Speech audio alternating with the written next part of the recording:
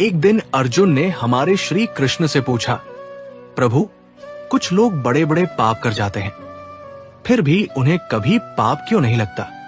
श्री कृष्ण मुस्कुराए और बोले, आओ अर्जुन, एक कथा सुनाता हूं जो इस प्रश्न का उत्तर अपने आप दे जाएगी। बहुत समय पहले एक धर्मात्मा राजा ने एक भव्य भंडारे का आयोजन किया। सैकड़ों ब्राह्मणों को आदरपूर्वक भोजन कराया जा रहा था। राजा स्वयं पंक्ति के अंत में बैठा था और वो एक ब्राह्मण को भोजन परोसने गया। उसी समय आकाश में से एक चील मरे हुए सांप को लेकर उड़ती हुई निकली। संयोग से उस सांप के विष की कुछ बूंदें उस ब्राह्मण के थाल में गिर पड़ी। कुछ ही क्षणों में उस ब्राह्मण की मृत्यु हो गई। यमराज स्वर्ग से ये दृश्य देख रहे थे। वे उलझन में पड़ गए।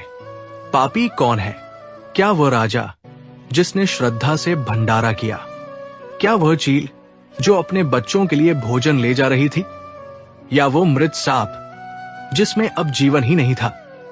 यमराज को किसी में भी दोष नहीं दिखा। समय बीत गया। कई महीनों बाद कुछ ब्राह्मण उस राजा से मिलने के लिए राजमहल जा रहे थे। मार्ग में उन्हें एक स्त्री मिली।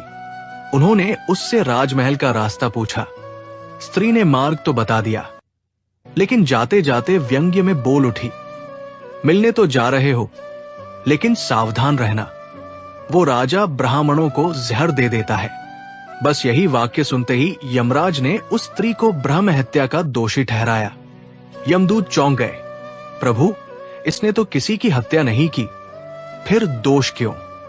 यमराज बोले, राजा, चील और सांप, किसी को भी ब्राह्मण की मृत्यु से आनंद नहीं मिला, लेकिन इस स्त्री को दूसरों की निंदा कर जहर बोने में अपना मनोरंजन मिला। और यही है पाप का वास्तविक बीज। जहां निंदा में सुख मिले, वहीं से पाप जन्म लेता है। याद रखो, पाप केवल कर्म से नहीं होता, भावना से भी होता है। और जब हृदय किसी के पतन से संतोष पाने लगे, तो समझो आत्मा का पतन शुरू हो चुका है।